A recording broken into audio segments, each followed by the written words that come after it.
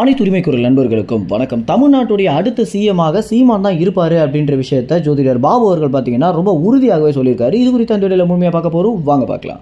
ரொம்ப நாளாகவே எந்த ஒரு வீடியோவுமே போடாமல் இருக்கக்கூடிய ஜோதிடர் பாபு அவர்கள் பார்த்தீங்கன்னா ரொம்ப நாளுக்கு பிறகு ஒரு நேர்காணல் கொடுத்திருக்காரு. இந்த ஒரு நேர்காணல் முழுக்க சீமானுடைய அரசியலை குறிப்பிட்டு மட்டுமே பேசியிருக்கு. இதை நடத்திய ஒரு நெறியாளர் பார்த்தீங்கன்னா சீமானுடைய ஆதரவாளராகவோ அல்லது சீமானுடைய எதிரியாகவோ தான் நிச்சயமாக இருக்கணும் அப்படின்றது தெரிய வருது.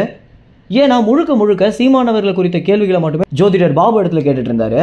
பொதுவாகவே ஆரம்ப காலத்திலிருந்தே, அதாவது 2016 காலகட்டத்திலிருந்தே ஜோதிடர் பாபு பார்த்தீங்கன்னா சீமானுடைய அரசியல் நகர்வுகள் அனைத்தையுமே ரொம்ப துல்லியமாக கணிச்சு சொல்லக்கூடிய ஒரு நபராக இருக்க காரணத்தினால தான் ரொம்பவே ஃபேமஸாகவும் மாறி இருந்தாரு அப்படின்னு சொல்லி ஆகணும். ஏன்னா தமிழ்நாடை பொறுத்த வரைக்கும் ரொம்பவே ட்ரெண்டாக ஒரு அரசியல்வாதியாக சீமான் தான் இருக்காரு அப்படின்றது நம்ம அனைவருக்குமே தெரிஞ்ச ஒரு விஷயம் தான். ஒன்று சீமானை குறித்து புகழாரமோ அல்லது சீமானை குறித்த விமர்சனமோ வச்சா மட்டும்தான் தன்னுடைய பொழப்பையே ஓட்ட முடியும் அப்படின்னு பல அரசியல்வாதிகள் பார்த்தீங்கன்னா சீமானை வச்சு மட்டுமே தன்னுடைய அரசியலை பண்ணிட்டு வந்துட்டு இருக்காங்க. இதுல அண்ணாமலை பார்த்தீங்கன்னா முதல் முக்கிய நபராகவே பார்க்கப்படுறாரு. இந்த விஷயம் குறித்து சீமானே பல இடங்கள் என்ன சொல்லியிருக்காரு அப்படின்னா, நம்மளை பற்றி பேசினா மட்டும்தான் அவங்களுடைய பொழப்பு ஓடுதுன்னும் போது நம்ம அதை பற்றி எந்த ஒரு விஷயமும் பேச வேணாம், எந்த ஒரு விமர்சனத்தையும் முன்வைக்க வேணாம், அவங்க பாட்டுக்கு பேசிக்கிட்டோம் அப்படின்றது அவர் சொன்னது மட்டும் இல்லாமல் தன்னுடைய நிர்வாகிகளுக்கும் ஒரு அறிவுரையாகவே சொல்லிட்டு வந்துட்டு இருக்காரு சீமான். இப்படி சீமான் ரொம்ப முதிர்ச்சி அடைந்த அரசியல்வாதியாக நடந்துக்கிறது தான் அவர் அடுத்த படிக்கு கொண்டு போக போகுது அப்படின்றத ஜோதிடர் பாபு அவர்கள் பார்த்தீங்கன்னா இந்த ஒரு நேர்காணலில் சொல்லியிருக்காரு.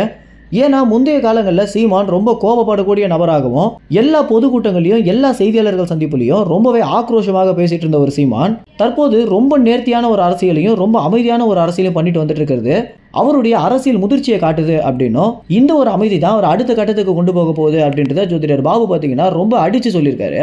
இந்த அளவுக்கு ஜோதிடர் பாபு எப்படி உறுதியாக சொல்றாரு அப்படின்னு பார்க்கும்போது தான் சீமானுடைய ஜாதகத்தை வச்சு பார்க்கும்போது அவருக்கு பார்த்தீங்கன்னா எல்லா கிரகங்களுமே துணையாக நிற்கிறாங்க அப்படின்னும், இது எந்த ஒரு மூட நம்பிக்கையுமே கிடையாது. அவருடைய சயின்ஸ் படி பார்க்கும்போது அவருடைய கிரகங்கள் சீராக இருக்க ஒரு காரணத்தினால அடுத்தடுத்து அவருக்கு நிறைய வெற்றி தான் கிடைக்கும். ஏற்கனவே பார்த்தீங்கன்னா சீமான் நிச்சயமாக கட்சி சின்னத்தை பறிச்சாலும் அவருக்கு எந்த ஒரு பாதிப்புமே இருக்காது அப்படின்னு நான் சொல்லியிருந்த மாதிரி தான் இப்போ பார்த்தீங்கன்னா ஒரு 8% மேலே போயிட்டு மாநில அளவில் அங்கீகரிக்கப்பட்ட கட்சியாகவும் மாறி இருக்காரு. அடுத்து அவருடைய அரசியல் இதே மாதிரி சீராக இருந்துச்சு அப்படின்னா தமிழ்நாட்டுடைய அடுத்த முதல்வராக சீமான் தான் இருப்பாரு அப்படின்றது தான் ஜோதிடர் பாபு அவர்கள் சொல்லக்கூடிய தகவலாக இருக்கு. ஏற்கனவே சீமான் குறித்த பல தகவல்களை ரொம்ப துல்லியமாகவும் ரொம்ப நேர்த்தியாகவும் ஜோதிடர் பாபு சொல்லியிருக்காரு அப்படின்னு நம்ம அனைவருக்குமே தெரிஞ்சிருக்கோம். இந்த ஒரு தகவல் எந்த அளவுக்கு உண்மையாக இருக்க போகுது அப்படின்றத நம்ம பொறுத்து இருந்தா பார்க்கணும். இந்த ஒரு தகவல் குறித்து என்ன நினைக்கிறீங்க அப்படின்ற உங்க கருத்துக்களை கமெண்ட்ஸ்ல தெரிவிங்க. நன்றி, வணக்கம்.